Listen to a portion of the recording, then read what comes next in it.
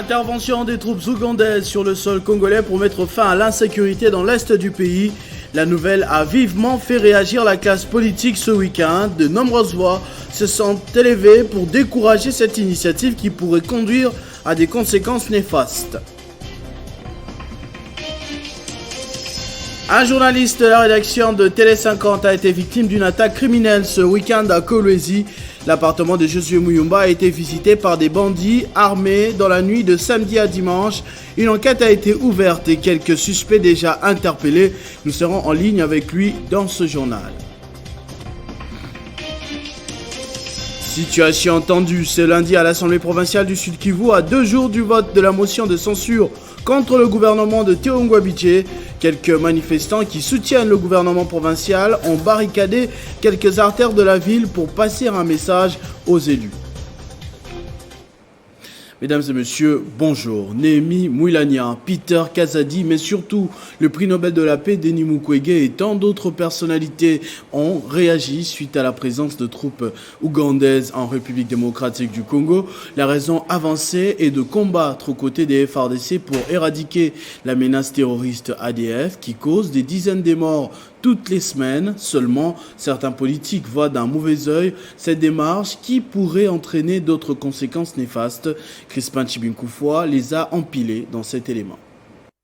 Selon la Radio France Internationale, le président de la République démocratique du Congo aurait autorisé l'entrée des troupes ougandaises sur les sols congolais. D'après ces médias, il s'agit de la réponse de Félix Tshisekedi à son homologue Yoweri Kaguta Museveni dans le but de coaliser les efforts dans la lutte contre les rebelles ougandais ADF très actifs dans les provinces du Nord Kivu et de l'Ituri. Seulement, une véritable question se pose sur la sincérité de Kampala, soupçonnée depuis des décennies d'entretenir les mêmes troupes rebelles pour des raisons bien connues. À cette annonce, les réactions ne se sont pas faites attendre. D'abord, la société civile Force Vive qui s'oppose à l'entrée des troupes ougandaises sur les territoires congolais. À travers son vice-président et porte-parole, cette structure citoyenne a exprimé son refus catégorique contre cette décision qu'elle juge impopulaire pour la population des deux provinces Ituri et Nord Kivu, victimes de ces rébellions, et pense que les parlementaires congolais prendront une décision réfléchie avant d'autoriser l'entrée de l'armée ougandaise sur les sols congolais, a martelé Thomas Dakin Mwiti. De son côté, le prix Nobel de la paix, Denis Mukwege, dénonce une décision inacceptable. Dans un tweet ce dimanche 28 décembre, l'homme qui répare les femmes estime que, de par cette décision, la nation est en danger. Non aux pyromanes pompiers, les mêmes erreurs produiront les mêmes effets tragiques. Debout congolais, la nation est en danger, a conclu Denis Mukwege. Du côté de la classe politique congolaise, s'opposant à cette annonce, le député national Délice Sanga Ipungu a tenu à rappeler cette pensée de Paul Valéry.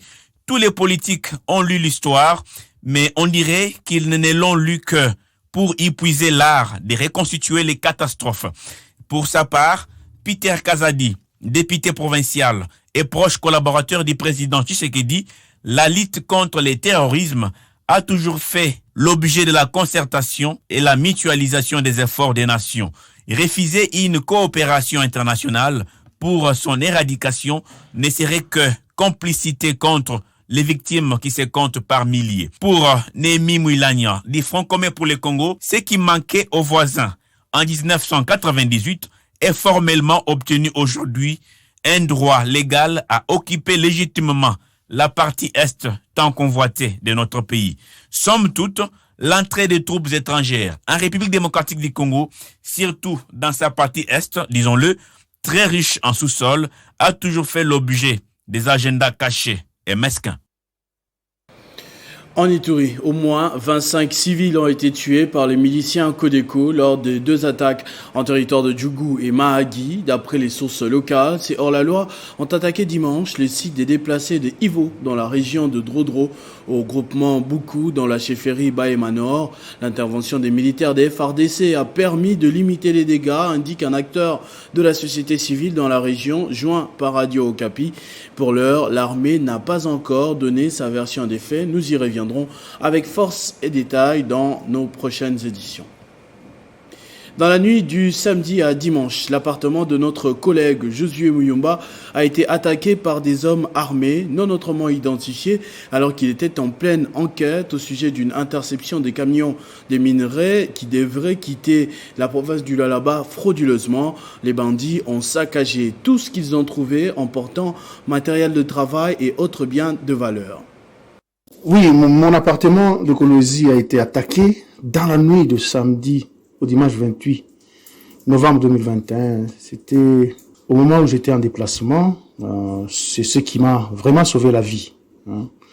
Plusieurs biens et une somme d'argent emportés par ces personnes armées, non autrement identifiées.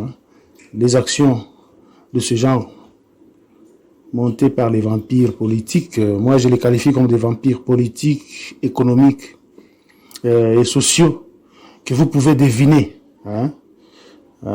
Ces gens qui veulent continuer toujours avec la contrebande, avec la fraude, avec le détournement, avec la magouille surtout dans le secteur minier, c'est ce que l'autorité provinciale Masuka Saini ne cesse de combattre.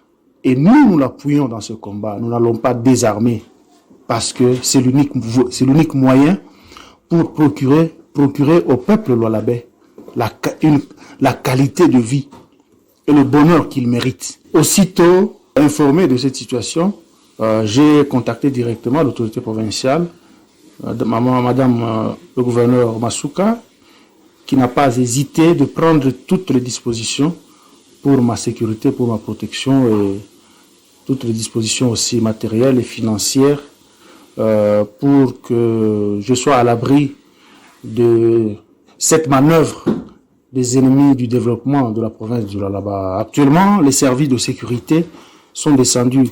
Donc je peux dire à ce niveau que les services de sécurité sont descendus sur place pour faire le constat. Des suspects sont déjà aux arrêts. D'autres le seront sûrement selon le déroulement des enquêtes. Voilà ce que je peux dire à ce niveau. Nous envoyons beaucoup d'encouragement à notre confrère qui séjourne au Lualaba en ce moment. Autre chose, le vice-premier ministre de l'Intérieur s'est personnellement rendu à la prison centrale de Matadi. Sur place, Daniel Asselo a constaté des graves défaillances dans la sécurité de l'établissement qui ont été à la base, souvenez-vous, d'une évasion de plus de 100 prisonniers. La semaine dernière, le patron de la territoriale a tout de suite donné des ordres très clairs et précis pour que pareilles choses ne se reproduisent plus jamais. Les faits sont réels. Les défaillances ayant occasionné l'évasion des détenus à la prison de Matadi, décelées et les leçons tirées. Après examen minutieux des circonstances de cet acte qu'il qualifie de sabotage, le vice-premier ministre, ministre de l'Intérieur, Sécurité, Daniel Asselo, a appelé les autorités politico-administratives, militaires et pénitentiaires à plus de vigilance et de rigueur dans l'exercice de leurs fonctions.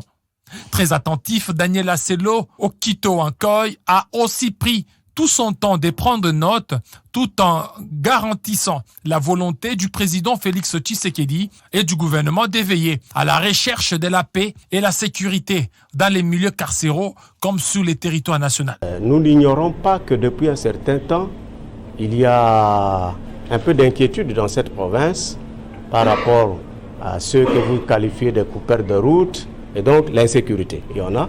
Nous sommes très conscients. Et or, vous savez qu'en matière de sécurité ou d'insécurité, c'est selon. Il faut que les responsables de la République, il faut que les responsables de province, il faut que les responsables à tous les niveaux obtiennent la collaboration de la population. Si la population ne sait pas collaborer, elle risque de se retrouver dans une situation d'insécurité tout le temps. Donc, non seulement que j'en appelle à la paix, mais aussi à la collaboration pour permettre et à l'autorité politico-administrative et à tous nos services qui gèrent la question de sécurité d'être plus efficaces. Et ça, c'est pour l'ensemble de la République. Le numéro 1 de la territoriale qui a regagné Kinshasa laisse derrière lui une situation calme à Matadi, à la prison en particulier où la surveillance a été renforcée. Tous les responsables de ces chaos sécuritaires seront traqués et les hors-la-loi mis hors d'état de nuire, a rassuré Daniel Asselo. Des manifestants venus de 3 communes de la ville de Bukavu ont envahi les alentours de l'Assemblée provinciale du Sud Kivu pour dire leur hostilité à la motion de censure contre le gouvernement provincial. Ils dénoncent une énième motion visant la déstabilisation des institutions provinciales. J'ai cité, l'artère principale du boulevard Patrice Emery Lumumba reste bloquée jusque cet après-midi par les manifestants. Le siège de l'Assemblée provinciale prise d'assaut ce lundi matin par de manifestants venus exprimer leur désapprobation face à la motion de censure qui vise le gouvernement provincial. Ils ont trouvé les grilles de l'hémicycle fermées, mais ont tenu à faire passer leur message aux députés provinciaux. Demander que notre gouverneur puisse rester au pouvoir. Nous venons de constater que nos députés sont là-bas en train d'exploiter l'argent pour leur intérêt, en oubliant toujours la population que nous sommes. Je suis ici pour dénoncer les mauvais comportements des députés provinciaux que nous avons élus pour le développement de la province. Mais nous constatons qu'ils sont devenus des personnages qui freinent ce développement. Nous condamnons ces comportements. Nous sommes fatigués. D'autres manifestants portant des sachets noirs sont venus se joindre au premier groupe qui squattait aux alentours de l'Assemblée provinciale. Les uns et les autres exigent le maintien de la stabilité institutionnelle dans la province du Sud Kivu, gage d'un développement intégral. En 2 ans d'exercice de pouvoir, l'Assemblée provinciale a déjà fait échec à 2 motions de défiance qui visaient toutes les gouverneurs de province, Théo Ngouabidje Kassi. Pour le manifestant, cette 3e motion est qualifiée d'alimentaire ou celle qui vise à rebattre les cartes politiques au Sud Kivu. En attendant, le bureau de l'Assemblée provinciale invite les députés provinciaux à la plénière de ce jeudi 2 décembre pour notamment examiner la motion de censure contre le gouvernement provincial. En point de presse ce lundi, les évêques de la conférence épiscopale nationale du Congo ont décidé de suspendre la participation de l'Église catholique dans la plateforme des confessions religieuses. Ils déplorent la politisation de la CENI et le climat de méfiance engendré, susceptible de conduire aux élections contestées d'avance et qui porteront par conséquent atteinte à la cohésion nationale. La semaine dernière, les évêques avaient rencontré le président de la République, Félix Tshisekedi, après que ce dernier ait mandaté les responsables des plus hautes institutions du pays. L'on avait évoqué dans l'opinion un ciel plutôt bleu entre l'Église et l'État après une longue période de turbulence qui, au regard de cette sortie médiatique, n'est pas encore à son terme. Autre chose à présent, à l'international, le variant Omicron inquiète le monde entier. L'OMS a publié ce lundi une note technique au sujet de la nouvelle mutation indiquant que le variant présente un risque élevé de transmission au niveau mondial pendant que sa contagiosité reste encore inconnue. Une réunion d'urgence des ministres de la Santé et du G7 a été convoquée et le monde commence peu à peu à se barricader de nouveau. Commentaire de Greta Nzila. C'est une réunion d'urgence des ministres du G7 convoquée pour ce lundi à Londres suite à l'apparition du variant Omicron. Un variant qui est toujours en progression dans le monde. Il s'agit des ministres de santé de la France, des États-Unis d'Amérique, du Canada, de l'Allemagne, de l'Italie, du Royaume-Uni et du Japon. La pandémie ayant déjà fait plus de 5 millions de vies fauchées, l'arrivée du variant Omicron représente un risque accru de réinfection, alerte l'OMS qui plaide tout de même pour le maintien de l'ouverture des frontières. Certains pays comme la Suisse ou le Pays-Bas acceptaient mal le rétablissement des restrictions sanitaires incitées par le dernier variant en vigueur Delta. Ce dernier aurait beaucoup moins de mutations que le variant Omicron. Des études en cours diront si cette adaptation est neutre, moins dangereuse ou plus dangereuse. Plusieurs cas ont été détectés en Europe, notamment aux Pays-Bas, où 13 passagers en provenance de l'Afrique du Sud ont été déclarés porteurs du variant et ont été mis en quarantaine. Au regard de l'alerte générale face au nouveau variant, la RDC aussi se prépare en conséquence. Le ministre de la Santé publique propose au gouvernement certaines mesures pour prévenir l'éventualité d'une nouvelle vague, entre autres un possible reconfinement, le renforcement du couvre-feu, la surveillance renforcée au niveau des frontières. L'OMS a publié donc sa toute première note technique ce lundi, même si elle n'en dit pas long sur les variants dont sa contagiosité. On ignore si elle est inhérente aux mutations constatées ou si elle relève du fait que ce variant sait mieux échapper à la réponse immunitaire. On n'en sait pas plus si les vaccins confèrent une protection contre la mutation ou si encore le variant provoque des symptômes plus graves. L'OMS a tout de même mis en garde l'humanité contre le risque très élevé du variant au niveau mondial, même si aucun décès n'a été rapporté à ce jour.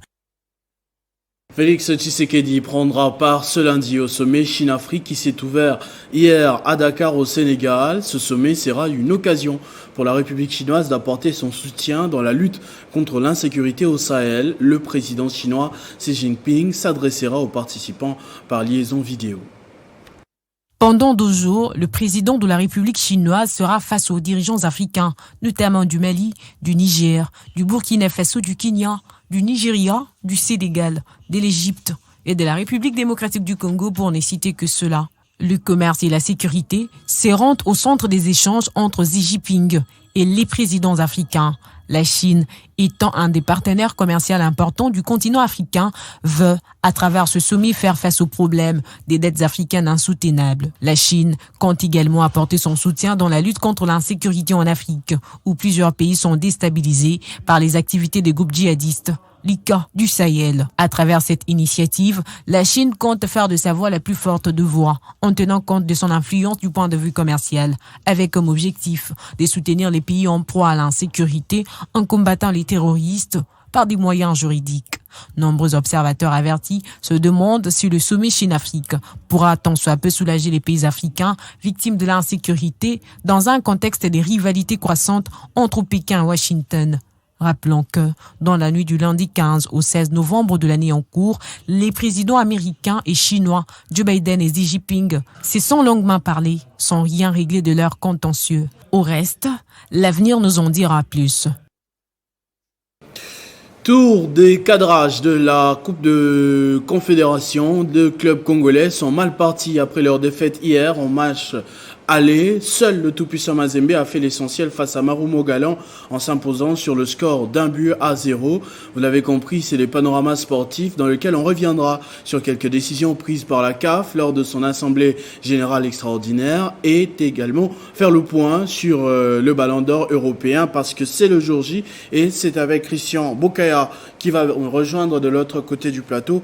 Bonjour et bienvenue Christian. Bonjour Christopher, à toutes et à tous, bonjour. Tour de cadrage, comme je disais tout à l'heure, de la Coupe de Confédération, DSMP et Maniema en danger. Mazembe bien parti. Bien évidemment, Christopher Ochokoum, le tout-puissant Mazembe Anglebert a fait l'essentiel en s'imposant petitement face à Marumo Galante dans un match piège. Alors, l'unique but de la rencontre a été marqué à la 45e minute de jeu par le capitaine de Marumo, comme on peut d'ailleurs voir en image. But marqué contre son camp, donnant ainsi l'avantage au Corbeau de Lubumbashi, avantage qui sera bien sûr conservé jusqu'à la fin du match. Mazembe devra aller chercher sa qualification le dimanche prochain. L'autre club congolais qui s'est produit à Niamey, c'est bien le Daring Club Motema Pembe qui a chuté face à la gendarmerie du Niger. Les Immaculés se sont mis dans une situation en tout cas difficile après la défaite 2-0 et devront inscrire au moins 3 buts lors de la manche retour sans encaisser. Une mission difficile mais pas impossible pour les hommes d'Alain Landeux. Maniema Union de Kindu, comme on voit justement sur ces images, il devra faire la même chose ou presque Christopher, c'est-à-dire gagner Pyramide FC d'Égypte avec l'écart d'un but pour valider son ticket pour la phase de poule. Alors hier, le club de Kindu a courbé les chines 0-1 face au club égyptien de Pyramide. Alors une déception pour son coach Daoula Lupembe qui reste tout de même optimiste pour la manche. Retourons l'écouter. Bon, la réaction après un match comme ça, c'est la déception, c'est le regret. Parce que bon, on a perdu, c'est pas le score ou les résultats qu'on attendait, mais c'est arrivé. C'est ça le football, donc voilà quoi. À chaud, je suis déçu et je pense que bon, c'est pas la fin du monde. Nous devons continuer à croire. Comme je l'ai dit toujours, même un jour avant la mort, c'est toujours la vie. Et rien n'est impossible en football, tout peut arriver. Mais déjà, il y a des gros regrets parce qu'on ne devait pas perdre ici. Si on voulait, comme je l'ai dit, aller loin, il fallait faire un bon résultat ici. Mais c'est arrivé, nous ne devons que nous continuer à nous reconcentrer et assumer.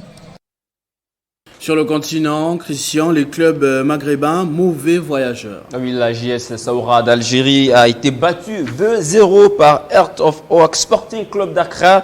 Même chose pour Al Masry qui a chuté bien sûr face à River United du Nigeria 2-1. On le voit d'ailleurs sur ces tableaux. Le tout-puissant Mazembe, comme je disais tantôt, a fait l'essentiel. La renaissance sportive de Berkane de Jean-Florent Ibenge Ikwangé a été accroché par l'APR du Rwanda sur le score nul et vierge des 0 buts partout. Zanaco en tout cas a confirmé sa suprématie face à Binga du Mali en le battant sur le score de 3-0. Et puis Sim a fait en tout cas la même chose face à Red Arrows en les triant sur la note de 3-0. Dernier tour des éliminatoires du Mondial 2022. Christian, c'est la nouveauté. On a hâte de le voir au stade de Martyrs. La VAR sera de la partie. Ah oui, on a hâte de voir la VAR au stade de Martyrs de la Pentecôte et on s'imagine un peu ce que ça pourrait donner au cas où il y aurait des soucis avec l'arbitrage. Mais il faut dire que la Confédération africaine de football on a décidé ainsi lors de son assemblée générale extraordinaire tenue vendredi au Caire en Égypte. Et c'est pour éviter en tout cas les problèmes liés à l'arbitrage au cours de la même assemblée. La CAF avait dévoilé justement la date du tirage au sort de barrage des éliminatoires de la Coupe du Monde Qatar 2022.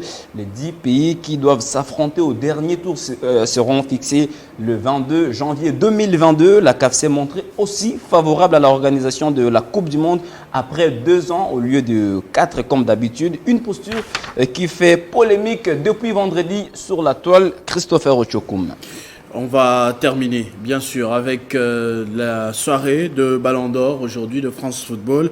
Lionel Messi, Robert Lewandowski et bien sûr Karim Benzema sont parmi les 3 favoris. Je sais que votre cœur bat un peu plus vite comme d'habitude. C'est ce soir qu'on connaîtra le nom du Ballon d'Or 2021 selon foot01.com. Lionel Messi est désormais le grandissime favori. Marca pour sa part pense que le jeu serait même fait pour le podium. Robert Lewandowski, l'attaquant du Bayern Munich, terminerait à la 2e position alors que Karim Benzema serait placé en 3e position. Gardons en tout cas notre souffle et attendons voir le candidat qui sera proclamé par France Football ce soir au théâtre du Châtelet. À vrai dire, Christopher, si on vous posait la question de pouvoir désigner votre joueur, en fait désigner les Ballons d'Or 2021, et vous allez le faire sans beaucoup de couac, ce que vous avez fait hors caméra. Vous le savez, et moi je suis un peu curieux de connaître votre choix. Ce sera bien Léo Messi, vu les statistiques de la saison dernière. Merci Christian Bokaya pour votre réponse. On espère que vous ne vous tromperez pas ce soir et que Cristiano Ronaldo, et plutôt Lionel Messi, aura son 7e Ballon d'Or, l'Argentin, après avoir remporté notamment la Copa América. Et c'est ça tout à fait normal puisqu'il a gagné la Copa del Rey, ça veut dire la Coupe du Roi, la Copa América, meilleur buteur de la saison dernière.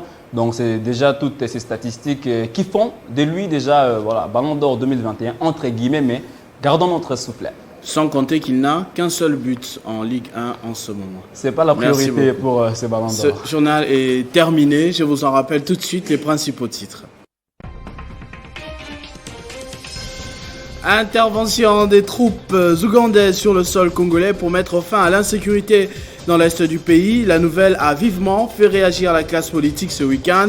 De nombreuses voix s'élèvent pour décourager cette initiative qui pourrait conduire à des conséquences néfastes. Un journaliste de la rédaction de Télé 50 a été victime d'une attaque criminelle ce week-end à Kolwezi. L'appartement de Josué Muyumba a été visité par des bandits armés dans la nuit de samedi à dimanche. Une enquête a été ouverte et quelques suspects déjà interpellés. Situation tendue ce lundi à l'Assemblée provinciale du Sud-Kivu à 2 jours du vote de la motion de censure contre le gouvernement de Théo Ngouabidje. Quelques manifestants qui soutiennent le gouvernement provincial ont barricadé quelques artères de la ville pour passer un message aux élus. Ne nous quittez pas, la revue de presse, c'est dans un instant.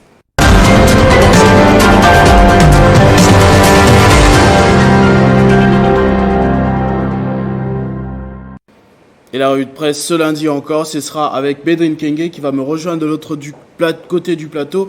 Bonjour et bienvenue Bédrine. Bonjour et merci Christopher. À la une de votre revue de presse, bien évidemment, l'intervention de troupes ougandaises contre les ADF sur le territoire congolais. Tout à fait Christopher, le gouvernement congolais va-t-il autoriser ces forces ougandaises d'accéder dans les territoires nationaux afin de traquer les terroristes ADF Nalu? Rien encore d'officiel, mais certaines sources l'ont confirmé depuis le week-end. Jeunafrique.com renseigne qu'une semaine après une double explosion à Kampala en Ouganda, le président Félix Tshisekedi, selon une des sources de ces sites panafricains, n'aurait néanmoins donné qu'un accord verbal Christopher et son homologue ougandais attendraient désormais l'officialisation écrite, une stratégie qui n'est pas sans risque, estime le confrère, dans la mesure où ces rebelles d'origine ougandaise sont auteurs de plusieurs massacres des populations civiles depuis plus de 3 décennies en Ituri et au Nord Kivu, et par le fait que la majorité des Congolais pointent du doigt le Rwanda et l'Ouganda d'être les commanditaires de ces attaques. Et relayant la même information, le Monde-Afrique.com, de son côté, révèle que certaines personnes considèrent la mesure comme une solution provisoire avant que l'armée congolaise soit réellement réorganisée pendant cet état de siège qui n'arrive pas encore à produire ses effets escomptés. Et Forum des As, qui revient sur 2 informations dans son éditorial, parle du variant en retour de l'UPDF.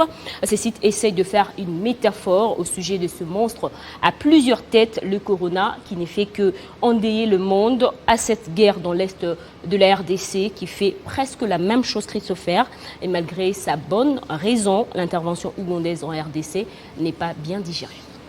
En évoquant justement le variant, parlant du monde qui s'inquiète au sujet de Omicron. Alors que l'Afrique demeure Christopher sous-fournie en vaccins, alors que les gestes barrières y sont de plus en plus rangés aux oubliettes, voici qu'un nouveau variant qui aurait été détecté en Afrique du Sud ramène les Africains à la dure réalité du Covid-19, rapporte Wakatsira.com. Ce type de coronavirus serait plus dangereux car davantage contagieux. Pourtant, c'est connu et reconnu au continent. Les maladies sont au sud et les maladies au nord, commente le site burkinabé. Et pour sa part, yabiladi.com constate que la saison touristique hivernale du Maroc est perturbée suite aux annulations des réservations de la période festive. Conséquence directe de la suspension des voyages depuis et vers plusieurs pays afin de limiter la propagation du Covid-19 ainsi que ses variants, ajoute ce média marocain. Après la découverte du variant Omicron au Malawi, la population se sent punie injustement, nous fait remarquer cette fois-ci Libération.fr. Actuellement, une campagne de décançage de génome sur le test positif de Covid-19 a été lancée au pays pour essayer d'isoler justement le nouveau variant et pouvoir l'étudier. Et en République démocratique du Congo, l'on craint un reconfinement pour riposter contre ces virus ainsi que ces variants, note cette fois-ci Forum des As dans un autre article précisément sur le 30e Conseil de ministres de la semaine dernière. On va terminer avec une pizza, c'est assez insolite, une pizza au cannabis qui fait l'affaire de certains restaurants en Thaïlande. Effectivement, Christopher, grâce à un assouplissement opéré plus tôt cette année en Thaïlande, il est désormais possible d'utiliser les cannabis dans les aliments et boissons sous certaines conditions et des commerces y envient une opportunité à saisir. Les Pizza Company en fait partie également avec une création baptisée la Crazy Epi Pizza vendue à 499 bahts, soit environ 13 € dans l'ensemble de ces 400 points de vente, sauf aux jeunes clients de moins de 12 ans parce que la pizza à la base de ce produit pourrait provoquer quelques somnolences à part. Évidemment, c'est bien fait procuré par le cannabis, notamment le soulagement de la douleur chronique et de la maladie de Parkinson. Merci beaucoup, Bédrine Kenge. J'espère que vous n'aurez pas à goûter. Je suis tentée quand même. À vous tous également, merci de votre attention soutenue. Restez fidèles au programme de votre chaîne Télé 50. Vivez heureux, vivez 100 ans.